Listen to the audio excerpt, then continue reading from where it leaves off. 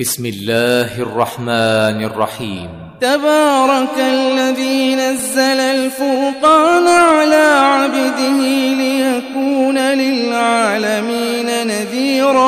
بسم اللہ الرحمن الرحیم نحمده ونصلی علی رسوله الکریم اما بعد فاعوذ باللہ من الشیطان الرجیم بسم اللہ الرحمن الرحیم والفجر ولیال عشر۔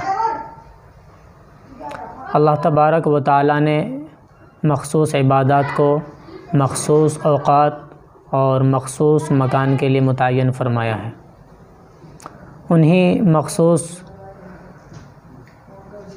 عبادات میں سے ایک عبادت ماہ ذوالحجہ کا پہلا عشرہ خصوصی فضیلت کا حامل ہے۔ اللہ رب العزت نے سورہ فجر میں کئی چیزوں کی قسم اٹھائی، جن میں سے ایک فجر ہے۔ حضرت ابن عباس، مجاہد اور اکرمہ فرماتے ہیں کہ اس فجر سے مراد 10 ذوالحجہ کی فجر ہے۔ دوسری چیز جس کی قسم اٹھائی گئی ہے وہ ولیال عشر ہے، جس کے بارے میں خود رسول اللہ صلی اللہ علیہ وسلم نے فرمایا ان 10 راتوں سے مراد ذوالحجہ کا پہلا عشرہ ہے۔ حضرت ابن عباس رضی اللہ تعالی عنہما فرماتے ہیں کہ یہ 10 راتیں وہی ہیں جن کا ذکر اللہ تبارک و تعالیٰ نے قرآن میں فرمایا اتممناہا بعشر، کیونکہ یہی 10 راتیں سال کے ایام میں افضل ہیں۔ امام قرطبی رحمۃ اللہ علیہ نے فرمایا کہ مذکورہ حدیث سے ذوالحجہ کے پہلے عشرے کی تمام دنوں میں افضل ہونا معلوم ہوا، اور اس سے معلوم ہوتا ہے کہ حضرت موسیٰ علیہ السلام کے لیے بھی یہی 10 راتیں ذوالحجہ کی مقرر کی گئی تھیں۔ حضرت جابر رضی اللہ تعالیٰ عنہ سے روایت ہے کہ اللہ کے رسول صلی اللہ علیہ وسلم نے فرمایا دنیا میں سب سے افضل ذوالحجہ کے پہلے عشرے کے دن ہیں۔ اسی طرح حضرت عبداللہ بن عباس رضی اللہ تعالیٰ عنہما سے مروی ہے کہ رسول اللہ صلی اللہ علیہ وسلم نے ارشاد فرمایا کوئی دن ایسا نہیں ہے کہ جس میں نیک عمل اللہ تعالیٰ کے یہاں یعنی ذوالحجہ کے 10 دنوں کے نیک عمل سے زیادہ محبوب اور پسندیدہ ہو۔ صحابہ کرام رضوان اللہ تعالی علیہم اجمعین نے عرض کیا یا رسول اللہ، کیا یہ اللہ کے راستے میں جہاد کرنے سے بھی بڑھ کر ہے؟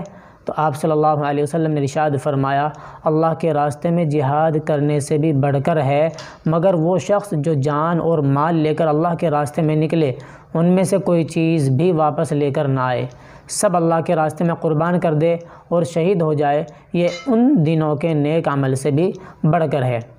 حضرت عبداللہ ابن عمر رضی اللہ تعالیٰ عنہما سے روایت ہے کہ رسول اللہ صلی اللہ علیہ وسلم نے ارشاد فرمایا اللہ تعالیٰ کے یہاں ذوالحجہ کے 10 دنوں کے عبادت سے بڑھ کر عظیم اور محبوب تر کوئی عبادت نہیں، لہٰذا ان میں لا الہ الا اللہ، اللہ اکبر، الحمدللہ کثرت سے پڑھا کرو۔ لہٰذا ان مبارک دنوں میں غیر ضروری تعلقات سے ہٹ کر اللہ کی عبادت اور اطاعت بہت لگن اور توجہ کے ساتھ کرنی چاہیے، اور ہمتاً اللہ کی یاد میں مشغول رہنا اور ذکر و فکر، تسبیح و تلاوت، صدقہ، خیرات اور نیک عمل میں کچھ نہ کچھ اضافہ کرنا اور گناہوں سے بچنا چاہیے، اور روزوں کا بھی جہاں تک ہو سکے اہتمام کرنا چاہیے۔ 9 ذوالحجہ اور اس کے روزے کے فضائل و مسائل کے بارے میں علماء کرام نے فرمایا کہ 9 ذوالحجہ کا دن مبارک دن ہے۔ اس دن میں حج کا سب سے بڑا رکن وقوف عرفہ ادا ہوتا ہے، اور اس دن بے شمار لوگوں کی بخشش اور مغفرت کی جاتی ہے، مگر اللہ تعالیٰ نے اس دن کی برکات سے غیر حاجیوں کو بھی محروم نہیں فرمایا۔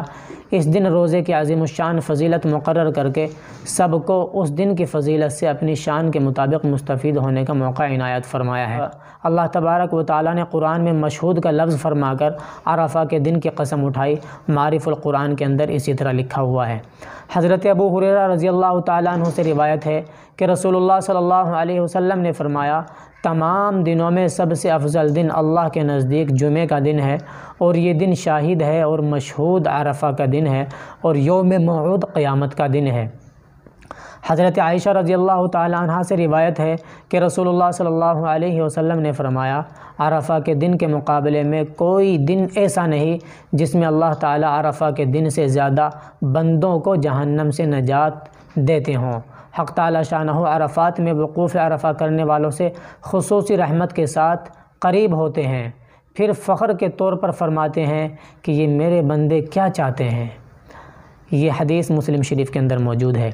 حضرت مسروق رضی اللہ تعالیٰ عنہ سے روایت ہے کہ حضرت عائشہ رضی اللہ تعالیٰ عنہا نے فرمایا کہ آپ صلی اللہ علیہ وسلم نے فرمایا سال بھر میں مجھے کوئی روزہ عرفہ کے دن سے زیادہ محبوب نہیں ہے۔ اسی حدیث میں 9 ذی الحجہ کے دن کے روزے کی بیش بہا فضیلت بیان کی گئی ہے۔ ایک روایت میں حضرت ابو قتادہ رضی اللہ تعالیٰ عنہ سے مروی ہے کہ رسول اللہ صلی اللہ علیہ وسلم سے عرفہ یعنی 9 ذی الحجہ کے روزے کے بارے میں پوچھا گیا۔ رسول اللہ صلی اللہ علیہ وسلم نے فرمایا 9 ذی الحجہ کا روزہ رکھنا 1 سال گزشتہ اور 1 سال آئندہ کے گناہوں کا کفارہ ہے۔ عرفہ کے دن کی فضیلت ہر شخص کو اس کے ملک کی تاریخ کے اعتبار سے حاصل ہوگی۔ جس ملک میں وہ شخص موجود ہے، جیسا کہ عید الاضحیٰ ہر شخص اپنے ملک کی تاریخ کے اعتبار سے کرے گا، اسی طرح عرفہ بھی عید الاضحیٰ سے 1 دن پہلے شمار ہوگا۔ بعض لوگ عرفہ کے دن کسی ایک مقام پر اکٹھے اور جمع ہونے کو ثواب سمجھتے ہیں اور عرفات میں حاجیوں کے اجتماع کی مشابہت کرتے ہیں۔ اس کی شریعت میں کوئی اصل نہیں ہے، بلکہ یہ بے بنیاد اور من گھڑت واہیات بات ہے، لہٰذا اس سے پرہیز کرنا چاہیے۔ 10 ذی الحجہ اور 9 ذی الحجہ کے روزوں کے مسائل دوسرے نفل روزوں کی طرح ہیں۔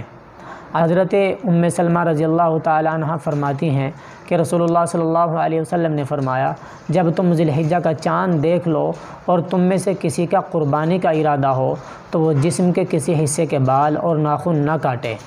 یہ حدیث ترمذی، مسلم اور ابو داؤد شریف کے اندر موجود ہے۔